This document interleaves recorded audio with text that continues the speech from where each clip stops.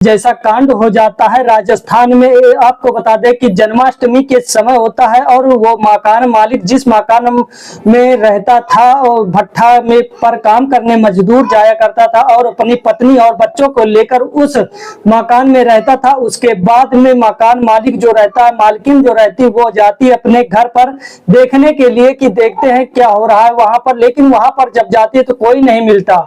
लेकिन उसके बाद में उसको एक बदबू सी महसूस होती है और वो बदबू जो रहती है वो सीधा उसको ऊपर को ले जाती है, छत पर ले जाती है। उस एक ड्राम रखा होता, उस ड्राम से इतनी बदबू आ रही होती है कि जो मकान मालिकिन होती है वो उसको टच नहीं करती, सीधा अपने घर जाती है, अपने बच्चों से बताती है कि वहां पर एक ड्रम रखा हुआ है, उस ड्रम से इतना जो है बदबू आ रहा है। और वो आकर जब चेक करते हैं सभी के पैरों तले जमीन खिसक जाता है। क्या है मामला पूरा जानेंगे इस वीडियो में।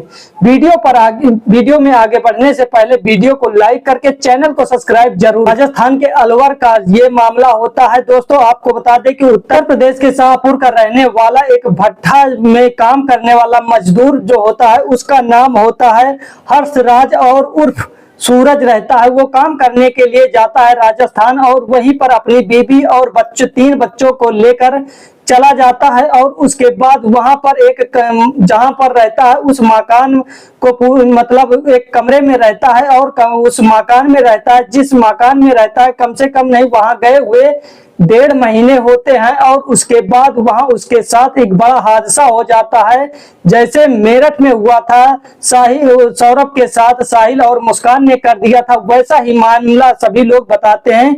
उसे से जुड़ा हुआ लगभग होता है। जन्माष्टमी का समय होता है, जन्माष्टमी मन जाती है 16 तारीख को और वहां पर जब खुलासा होता है 17 तारीख को होता है दोस्त। वहां पर जो मकान मालकिन होती है जन्माष्टमी मनाने के बाद में वहां पर जाती है उस मकान में, जिस मकान में किराए पे दिए रहते किराएदारों को, और उसके बाद वहां जाकर देखती है तो वहां पर कोई किराएदार नहीं होता। 3 बच्चे होते हैं और वो जो 2 आदमी 5 लोग होते हैं, पांचों में से कोई नहीं दिखता वहां पर। और उसके बाद में जब वहां पर पहुंचती है तब उसे बदबू सी महसूस होती है। बदबू से महसूस होने पर वो जिधर से बदबू आ रही होती है वहीं को जाती है और वो जाते जाते जब छत पर पहुंचती है तो वहां पर एक नीला ड्रम रखा होता है और उसके ऊपर से काला जो है ढक्कन लगा होता है, उसके ऊपर से चद्दर उड़ाई रहती है, उसके ऊपर से ईंट पत्थर भरे हुए होते हैं। और वहां इतनी बदबू आ रही होती है कि वो जो महिला होती है मिथिलेश वहां से भाग निकलती है और अपने घर वालों परिवार वालों को बताती है, बच्चों को बताती है, पति को बताती है। तो वहां से जब देख कर आते हैं सभी लोग तो वहां इतनी बदबू हो रही होती है कि वो कुछ नहीं सोचते, सीधा पुलिस को फोन कर देते हैं। पुलिस जब वहां आती है तब खुलासा करती है और उसको जो ढक्कन लगा होता है, ईंट पत्थर जो रहते हैं, चद्दर हटाया जाता है। इतनी बदबू होता है कि वहां पर मुख पर जो है मास्क लगाकर वहां से हटाया जाता है और जब उसको हटाते हैं तो उसके ऊपर इतना नमक रहता है और उसके नीचे उस आदमी का जो है शव पड़ा रहता है। जब शव को बाहर निकाला जाता है, पहचान लिया जाता है, जो मकान मालकिन होते हैं वो पहचानते हैं कि इसको तो हमने किराए पर अपना कमरा दिया था। तब वहां पर पुलिस वालों को बताते हैं, तब उसे उधर पंचनामा होने लगता है। तब वहां पुलिस वाले पूछते हैं कि तुम्हारे घर में कौन कौन रहता है, तब वो बताते हैं हम रहते हैं, हमारी बीबी रहती है, हमारे बच्चे रहते हैं और उसके बाद एक नाती है वो भी रहता है, लेकिन एक बेटा है वो इस समय यहाँ पर नहीं है। और उसके बाद पता लगाया जाता है तो हाँ ना ही में नहीं जवाब देते, मुड़ी हिला लेते हैं। जब पुलिस वाले पूछते हैं कहाँ गया तब वो मुड़ी हिला लेते हैं, उन्हें मालूम नहीं होता क्या नहीं होता।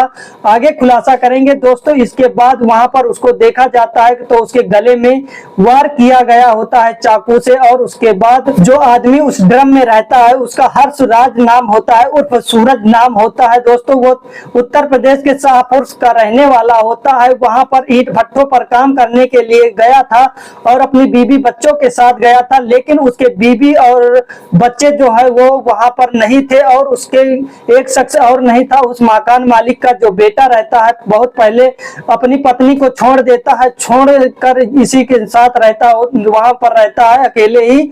और उसके बाद में जब ये खुलासा होता है कि तुम्हारा बच्चा कहाँ है कैसे है तो उसे घबराहट हो जाती। मकान मालिक का जो बेटा रहता है उसका नाम होता है जितेंद्र, और उसके बाद में जो जहां पर काम कर रहा होता है, जिस कमरे में रह रहा होता है हर्ष राज, उस मकान का नाम होता है, उस एरिया का नाम होता है आदर्श कॉलोनी। मुस्कान और साहिल से जोड़ा जा रहा है, तो आप लोग क्या कहना चाहे हर्ष राज के बारे में और उनकी पत्नी के बारे में कमेंट में अपनी राय साझा जरूर कर सकते हैं, और उस मकान मालिक के बेटे पर कितना शक है आप लोगों को कमेंट में अपनी राय साझा जरूर कर सकते हैं। अभी तक मतलब खुलासा पुलिस ने नहीं किया, लेकिन पूरी तरह से शक के दायरे में वो आ रहा, क्योंकि वो भी गायब है, उसके बेबी बच्चे भी गायब हैं। इसी वजह से लोग प्रेम प्रसंग का मामला बताया जा रहा है। अब क्या होगा आगे, आप लोगों की क्या सोच है कमेंट में अपनी राय साझा जरूर कर सकते हैं।